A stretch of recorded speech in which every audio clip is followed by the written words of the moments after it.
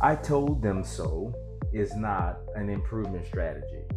I told them so. We went over it. I covered it.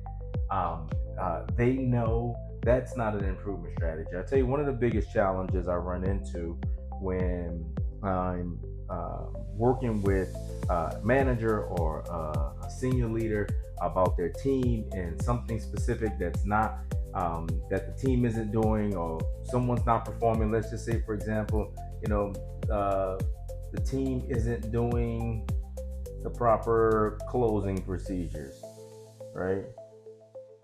Closing procedures are not being done according to the way that they want it. And one of the first questions I ask them is that, okay, well, does the team, did the closing manager know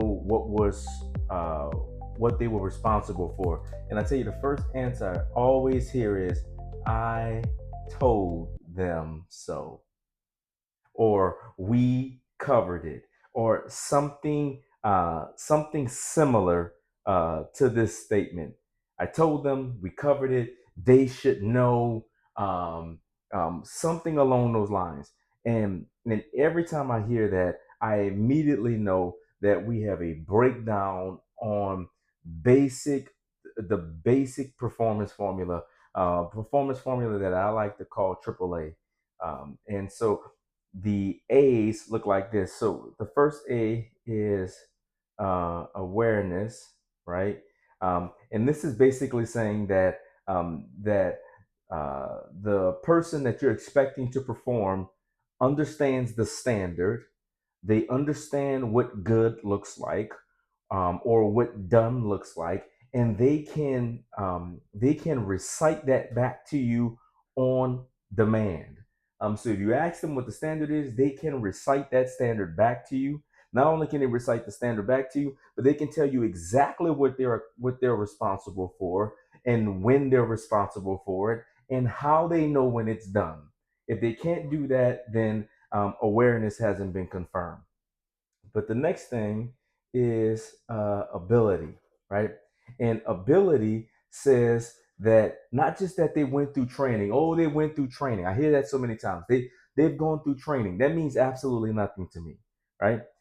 Training ability specifically means that the person not only has developed the skill, so they're proficient in doing whatever it is that they're required to do. So they have not only the skill, but they also have any resources, right? They also have all of the resources required to do it. Like, let me give you a prime example. You have somebody that has all the skills to perform the closing procedures. But let's say last night, that closing manager had a call off. So rather than having themselves plus two, so themselves plus two, they have themselves in one. Well, if the procedures require three to get an adequate close, what do you think happens if they only have two to close? That manager didn't have all of the resources, people, right? It didn't have all the manager didn't have all the resources to do the closing procedures as they intended to do, even though they had the skill. So if they have the awareness, they know what they're responsible for doing, but they don't have the ability, then guess what? It's going to be hard for them to perform at a level, an acceptable level. And if they can't perform at an acceptable level because they have everything that they need to do the job right, it's extremely difficult to try to hold them accountable. The next thing is, so after ability, the next thing is agreement. This is where I get the most pushback from with leaders, because the first response I always hear is, well, they took the job. Well, it's part of their responsibilities. Well. It's always, well, something that, they took the job, so they've agreed to do it. Wrong. When we're talking about agreement, we're talking about agreement for a specific task, right? So the closing procedures is a specific family of tasks that they're required to do. And I need their agreement to do the closing procedures as prescribed. But the first thing they need is they must first be aware of what the standard is.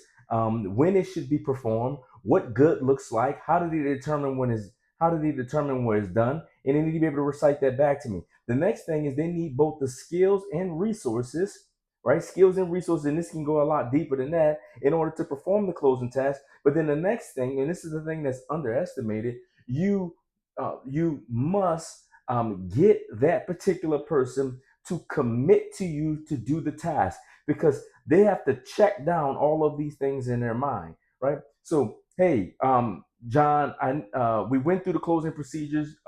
You just recited back to me what the standard is and what you're responsible for. Just want to check with you. Do you have everything that you need to do the job well, best based on everything that we covered? Yeah, I have everything I need, boss. Everything is good. So skills are there, resources. So they have the proper resources. All right, John, I'm counting on you to do this.